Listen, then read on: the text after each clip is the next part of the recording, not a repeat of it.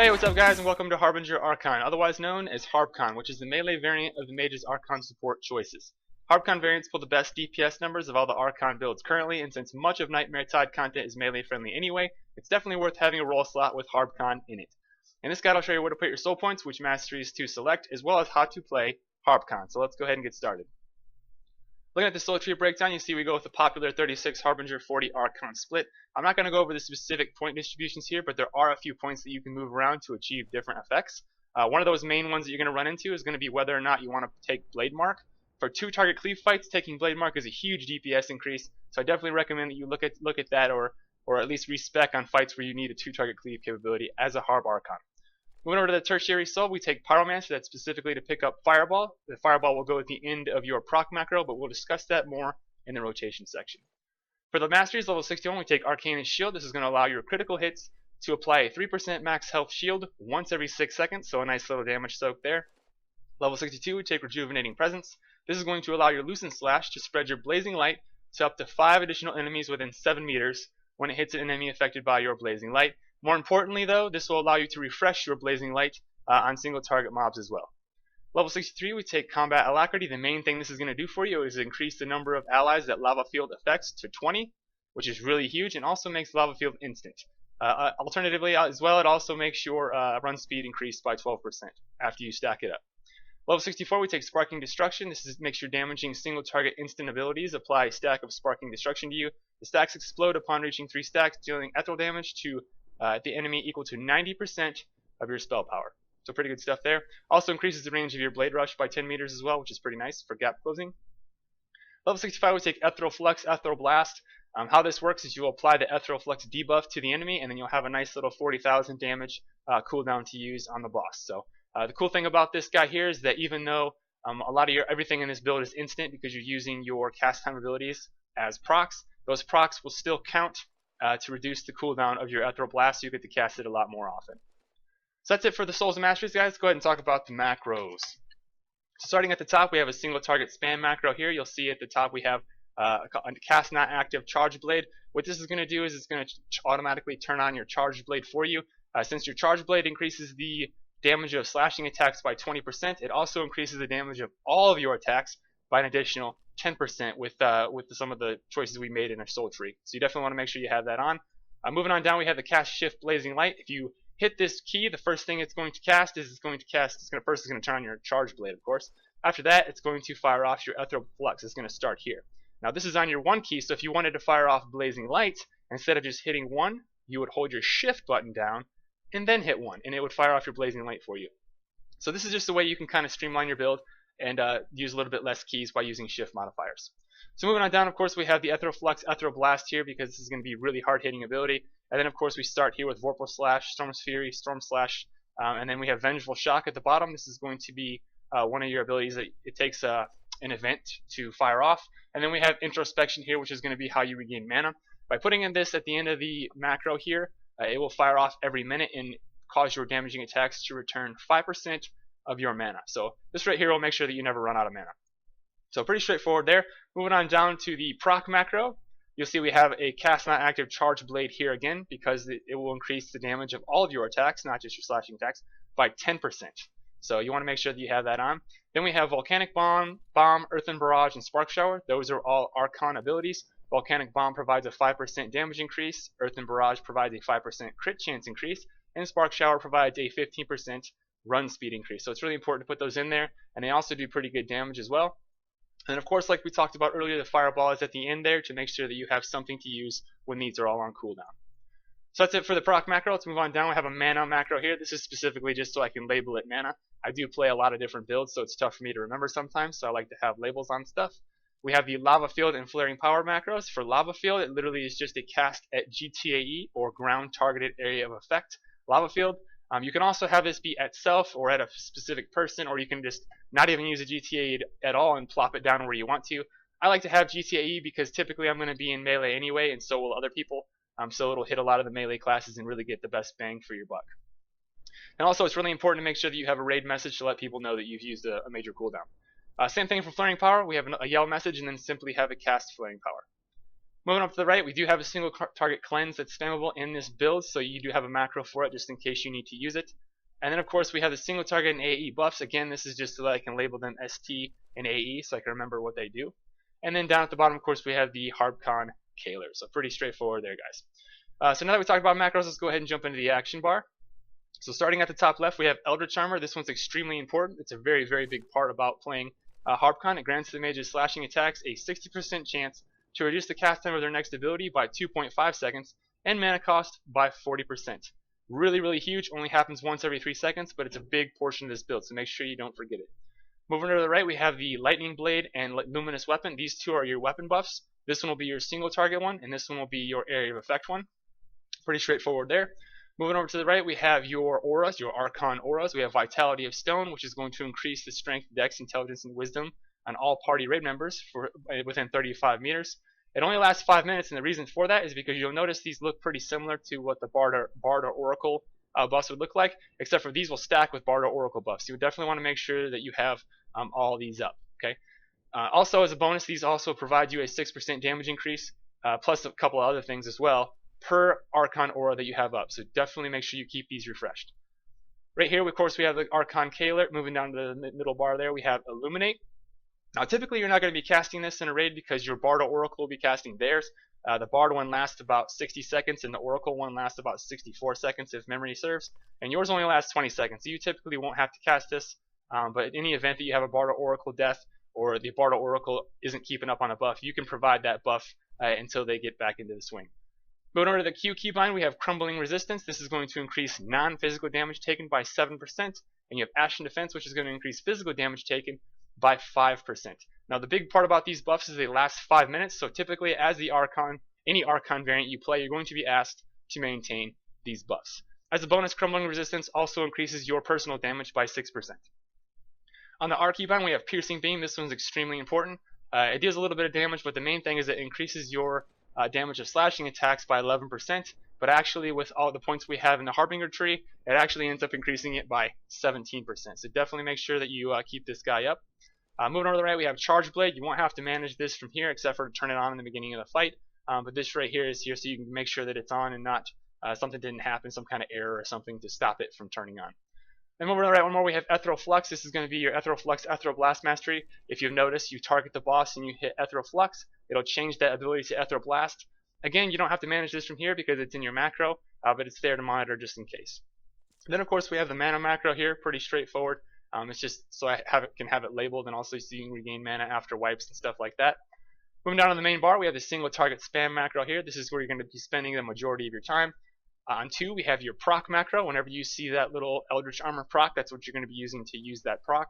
On 3, we have Loosen Slash. The reason that this is here is, 1, it's an AoE ability, so if you're ever using any, if you're ever needing an AoE cleave or whatever, you can use that from there. But the main reason you're using this is because you want to be able to refresh your Blazing Light with it. Because if you just recast Blazing Light when it falls off, you're not actually doing any damage on the refresh.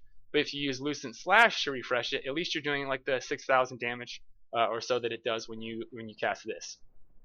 On 4 and 5 standard stuff, we have the Lava Field and Flaring Power macros.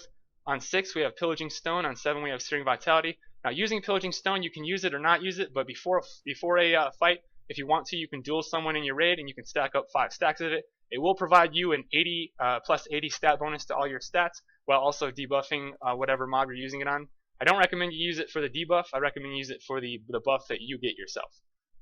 On 7, we have Searing Vitality. This is going to allow you to get you a nice little endurance buff. Again, you can stack this up before the fight if you want to. Not too terribly important. They do both of those buffs both last 5 minutes though. On 8, we have Introspection. Again, you won't have to manage this from here because it is in your spam macro, but it's there just in case. On 9, we have a little survivability here, Planar Shield. Reduces the damage of the next 5 incoming attacks by 5% of the mage's max health. This is typically more for like a solo scenario or open world scenario. You probably won't have to use this very much in raids or anything, but it's there just in case, because using 50 charge is not good in a build that uses Charge Blade. You kind of want to not use charge when you can help it. On the middle key, we have the Gap Closer, Blade Rush. This does have a 30-meter range because of our mastery, so this will charge up to the enemy, and it's supposed to stun them, but obviously that doesn't work on a lot of Nightmare Tide bosses. So, on the minus key, we have Cleansing Flames. This is a spammable purge, or excuse me, spammable cleanse for AoE cleanse. And on the equals key, we have the standard Break Free. And of course we have the single target cleanse macro up here that you can swap in the event that you need it. So that's it for the macros guys, or the action bar guys. Let's go ahead and talk about the K alerts briefly. So there are quite a few. If you watch my StormCon video, you know that there's a lot of stuff that we track. Feel free to delete any of them that you don't want. So we'll go ahead and hit edit layout here. So moving down to the bottom, you'll see the first thing we have the Searing Vitality and Pillaging Stone. This will track the timers as well as the stack amount that you have. Moving up to the top here, we have the main reason you play Archon in the first place is the debuffs, right? So we have right here, you can see I have the Bard, the Archon, and also the Oracle's different buffs. So if you see something right here, that means that you don't have to worry about it, but if it's empty for a long period of time, then you can pop your Illuminate to cover it until the Bard or Oracle can recover and get their buff up. Moving to the left, we have the Ashen Defense debuff here. That's going to be this guy, 5% physical damage taken. Then we have a Crumbling Resistance, which increases non-physical damage by 7%. So that's just a way to track those. Moving on up, we have the 3 Archon Auras here. We talked about those briefly earlier. Remember, they stack with the Bard and Oracles, and they also increase your damage by a total of 18% between 3, so make sure that you're keeping these guys up. Again, they last 5 minutes.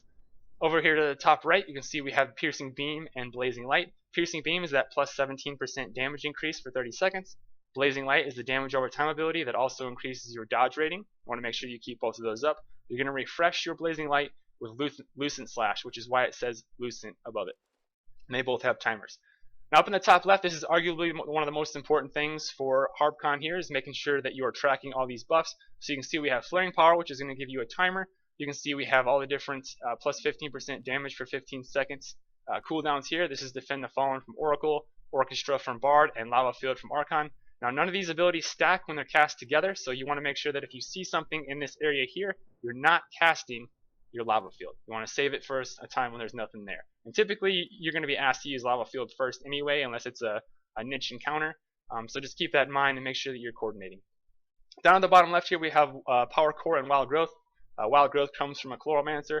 Power Core typically comes from a Tactician variant, usually a Fizz Tact. So make sure that you're trying to maximize your damage increases and coordinate with all your support in the raid. And then of course we have Enrage, which usually comes from a 48 Beastmaster or a 58 Beastmaster, depending on what your raid is using. So that's pretty straightforward there. One thing to note, we do have a Battle Weary debuff timer here. What this is that every time you cast Flaring Power, you'll notice that it's a 2-minute cooldown, right? Well, after it comes back up, you still have the full 5-minute debuff that everybody in your raid gets, so you can't cast this again for 5 minutes. So it's going to be up for a while before you can use it, and this guy right here will help you track that. So once this guy is gone, that lets you know that everybody's debuff is gone, and you can use Flaring Power again. So pretty straightforward, guys, but that's it for the K alerts. Now let's go ahead and talk about how to play HarbChon. First thing you're going to want to do as a Harb Archon is make sure that you're coordinating with the other support classes in your raid to ensure that your raid cooldowns line up nicely. Now in a normal raid, typically the raid cooldowns such as Lava Field and Flaring Power are going to go out in the 3rd or 4th global cooldown usually, so that's how we're going to demonstrate it today. So the first thing you're going to want to do, of course, is make sure that your Eldritch Armor and Lightning Blade are up. We already have those up. You're also going to want to make sure that you preload Vitality of Stone, Shared Vigor, and Arcane Aegis because they do provide a 6% damage increase per buff. And then of course you want to make sure you toggle on Charged Blade and also preload your enemy with Ethereal Flux. So once that's done, you're going to target the boss, and there's a couple options here. The first one is you can hard cast a Volcanic Bomb in the beginning, right when the tank's about to pull, to get that 5% damage buff up. And then after that, you'll move into Crumbling Resistance, which is the 7% non-physical damage increase. We have Ashen Defense, which is a 5% physical damage increase. And then you'll start your Flaring Power and Lava Field at that point. So once that's done, of course, you're going to move in and you're going to hit your R key for Piercing Beam for the 17% damage increase. Then you're going to do a Shift 1, which will cast your Blazing Light. And then you'll start with your 1 spam. You'll just spam your 1 key until you get a proc, and you'll hit 2 and then immediately back to 1. And then when your Blazing Light gets to about 2 or 3 seconds, you want to use Lucent Slash to refresh it, since Lucent Slash does have a little bit of a delay before refreshing. So definitely do it 2 or 3 seconds around that time frame. Your Lava Field will come up every minute. You'll definitely want to try and use that on cooldown unless your raid leader says otherwise. So pretty easy, guys, very easy. Your debuffs last 5 minutes, so you won't have to worry about those. But you do have a K-alert to track them to know when you put them back up. So that's it, guys. Let's go ahead and talk about actually how to do the rotation now. So first thing we're going to do is make sure that all of our buffs are up. You can see that we have our Eldritch Armor and also Lightning Blade up, and we also have our 3 Archon Auras up, which are right here. And once that's done, of course, you'll make sure you have your Charge Blade on, and then you'll target the boss, and you'll fire off your Ethereal Flux preload ability. So once your preload is done, How we're going to start this fight is we're going to do Volcanic Bomb, then Crumbling Resistance, Ashen Defense, Flaring Power Lava Field, Piercing Beam, Shift 1 for Blazing Light, and then 2 to use that proc, and then keep going with 1 here. 2 to use the proc, and keep going with 1. So you can see a lot of this is going to be spamming your 1 key and using 2 to consume that proc. So 2 for the proc. You can see we're doing a little over 41k. We're going to need to refresh that Blazing Light with a, oops, almost hard casted there. So you can see it's kind of easy to make mistakes here, especially while you're narrating, but you're going to be spamming this 1 key into eternity pretty much, using 2 for the proc, and then keep on going. You can see a Piercing Beam's about to fall off. We're going to refresh both of those, and then keep going with 1. See, we're about 40k or so, which is actually pretty good considering this guy I think is at about a flat 10k spell power or so and 1500 crit power. So pretty terrible. So Loosen Slash to refresh the Blazing Light. Keep going with 1. Use 2 for the proc, and keep on going. You see, we're about 42 or so. Very, very decent. If you can imagine, you have about 15k spell power, 3k crit power. You'll probably be in the mid to high 60s there. I don't know if we're going to catch that Lucent. Yeah, so sometimes your Blazing Light will fall off, especially if you're not paying attention. So make sure that you're trying to refresh that where possible. But that's pretty much it, guys. You can see Lava Field came up after a while, so typically you toss that back down and you keep going. But the majority of playing HarbChon is going to be spamming this 1 key and using the 2 proc when you can. Also, like I said before, you don't have to fire off your Volcanic Bomb hardcast if you don't want to. They will come right after Flaring Power and Lava Field as your first proc that you use. By pre-casting it though, you can use a lot of that global cooldown to fire it before the boss encounter starts and almost get free cast time out of it. So totally an option that you have. But that's it, guys. If you have any questions, as always, please leave them in the comment section. And if you enjoyed this video, please don't forget to like and subscribe. And I will see you guys next time.